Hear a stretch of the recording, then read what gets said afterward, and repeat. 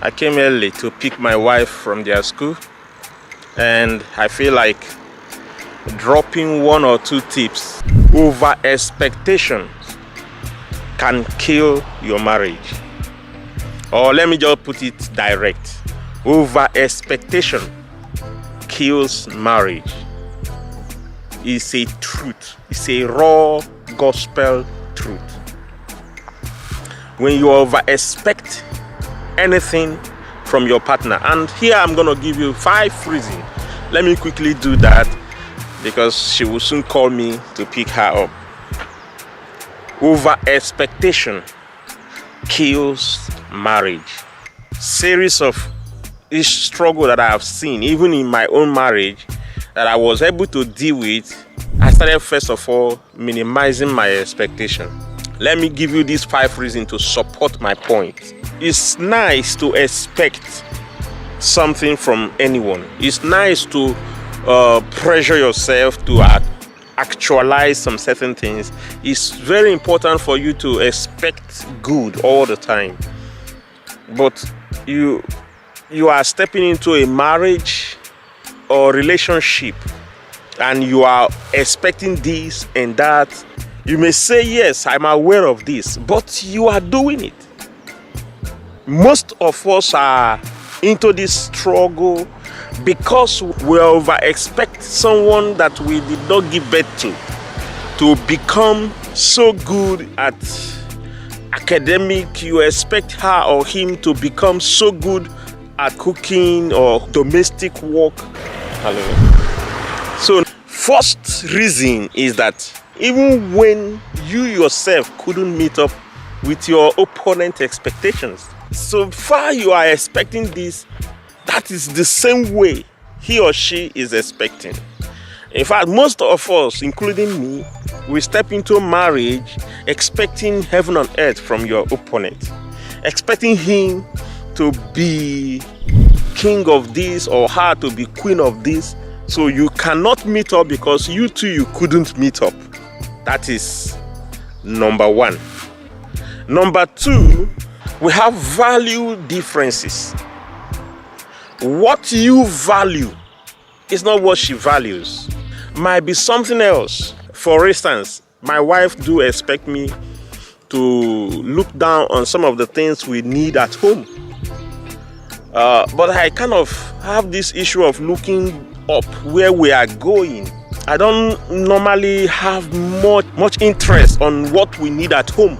I am more focused in the area of where we are going as a family. What are we gonna become in the next 1 year or 2 years? What is the future of this family? I always perceive myself on the steering, driving the home. We have a bus, like you see where I park my car there. You can see where the car is. So I always perceive myself as a driver for the family. I should be able to know where we are going. I can't just put them on the road without knowing where we are going, the destination. I have to be able to set my navi if it's a new place, if I don't know the location or whatsoever, the way to the place. And therefore, I can't be too good in that area and be good on what we need at home. It's just an error, or it's my own discovery. We have value differences. That doesn't mean that he or she cannot do that which you are expecting. He or she might not be interested in that which you are aiming. You are thinking of how to buy 1 or 2 things, furnish the house, and he or she is thinking on how to build a different house or how to put on foundation for their own apartment, to pack to a different location. The value differences is number 2. Number 3 is what I call upbringing status. It's very clear, it's self-explanatory, because upbringing, we are brought up in different ways. Let me illustrate with my kids. Sometimes when I come home, I will just call one of my child. So mostly the girls, they will massage my back. Don't think that this is not influencing them one way or the other. Because not just that they massage me, but I also massage them. When the person is sick, I will make it a duty to massage the person. They will sometimes demand for it. Probably if they are married, they will demand for the same thing from their husband or their wife. We have this upbringing status that makes us look different. We think different. We have a certain way to approach our struggle. If someone is sick, not just that he or she will take tablets or sleep and rest, they might develop the habit that they need someone around them. It's an upbringing. If someone is thinking, trying to meditate, he or she might develop that attitude of staying alone. He or she may want to stay so lonely and isolate him or herself from every other person. Sometimes I do tell my son, go inside your room, sit down and think. If I have to engage into a discussion, I will definitely make sure or find a time to find myself somewhere and think for a while. That is number 3. Then number 4 is what I will call luggage or life experience. Experiences that matters. If you are married to a girl who has had issues of disappointment, she is coming in with that experience. Those are luggages. Or a man who have had some series of struggle in his or her life, lack of trust and lack of love and so on, she or he is coming in with that situation, and you are going to inherit them as a struggle. That is number 4.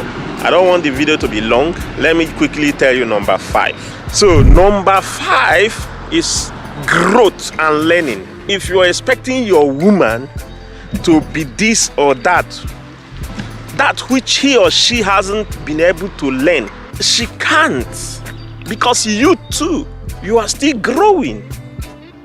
Growth is something that is obvious.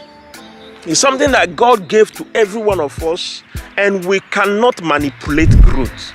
If your child is 10 years old and he or she is behaving like 20 or 30 years old, you should inquire from doctor. So if your marriage is 5 years, you should not expect the person to behave like someone who is in marriage for over 20 years. It's not just possible.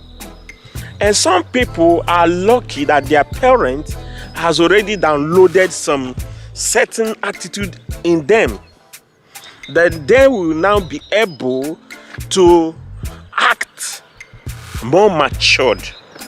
And you would think it's their own quality. No, someone's attributes. Maybe the parent has this quality that they have already made some inputs into their children's life. I will call it a bonus. There are more other reasons, but it's just important for you to exercise patience. There is a video I made that I call "What Time Will Do in Your Marriage." I will put it in the description. What time can do to your marriage. Time can heal marriage. I believe my wife should be free by now. Let me check her out. I will be leaving you guys right here. And guess what? I will always do this. I've chosen to do videos on family because I can never run out of words. It is a journey that I myself is in. I have learned a lot and I'm still learning. We will always have challenges, but the most important thing is on how to deal with them. And so some of the things that I have used that is working for me, I believe I'm successful because my marriage is over in a decade and we have wonderful 7 kids and we are doing great. And I'm learning from others. And so whatever I've learned and whatever that has worked for me is what I'm sharing. And I'm also reading to improve not only myself but also to people who are willing, because Satan is a liar. He can never step into our marriages and take over, because he did not create one. As far as I'm concerned, God created marriage, and marriage shall be kept for those who are ready to walk with it, who are ready to benefit from it, to make use of it, like we. If you are listening till now, it means we are in this journey together, and may God in his infinite mercy sustain you, bless you, favor you and your marriage. May evil people and evil plan of the enemy never come near your relationship. You shall flourish and grow and become that wonderful family that people will see and glorify the name of the Lord. So shall it be. Remain blessed, and see you in my next video. Remember to subscribe, remember to share and like. Bye bye.